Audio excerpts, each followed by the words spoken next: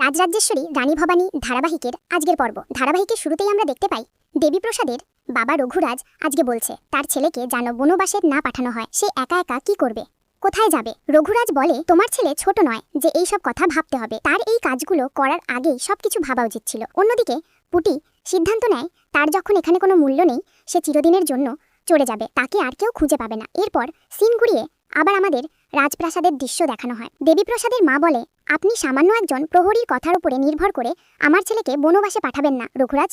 এরপর সেখানে রামকান্ত এবং ভবানী চলে আসে। ভবানী বলে আমি যে প্রমাণগুলো দিলাম তারপরেও কি প্রমাণ হয় না প্রাসাদ ঠাকুরপো এইসব কিছু করেছে?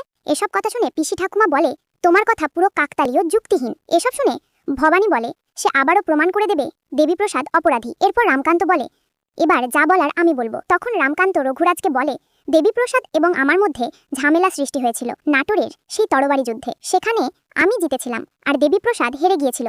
এরপরে সে ভিনদেশী দেশদ্রোহীদের সাথে হাত মেলায়, এমনকি ঠাকুর ঘর থেকে মূর্তিও উধাও হয়ে যায়। এসব কিছুর পেছনে দেবীপ্রসাদের হাত রয়েছে।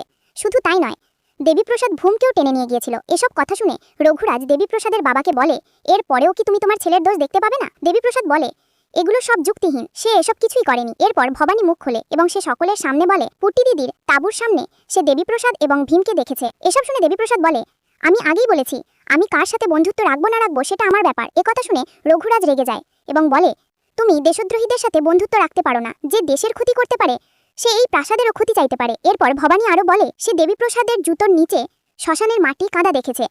তারা যেদিন শ্মশানের উদ্দেশ্যে গিয়েছিল সেদিন তো দেবীপ্রসাদ বলেনি সে বাড়ির বাইরে গিয়েছিল। এইসব কথা শুনে তো প্রাসাদে থাকা সকলে অবাক হয়ে যায়। অন্যদিকে দেবীপ্রসাদের মা ঈশ্বরীকে বলে দেবীপ্রসাদের ঘর থেকে বাঘের নখ সরিয়ে ফেলার জন্য, যাতে কেউ দেখতে না পায়। এরপর ঈশ্বরী গোপনে চলে যায় দেবীপ্রসাদের ঘরের দিকে এবং ভবানী তার বক্তব্য বলতেই থাকে সকলের সামনে। পরের সিনে ঈশ্বরী এবং তার কাজের লোক মিলে বাড়ির দাসীর হাতে সেই বাঘের নখের অস্ত্র তুলে দেয়, দূরে কোথাও নিয়ে গিয়ে পুঁতে ফেলার জন্য। প্রথমে দাসী ভয় পেলে ঈশ্বরী কিছু মুদ্রা তার হাতে ধরিয়ে দেয় এবং এটা করে ফেলতে বলে ভবানীর চোখের আড়ালে। পরবর্তী সিনে আমাদের আবার রাজপ্রাসাদের দৃশ্য দেখানো হয়।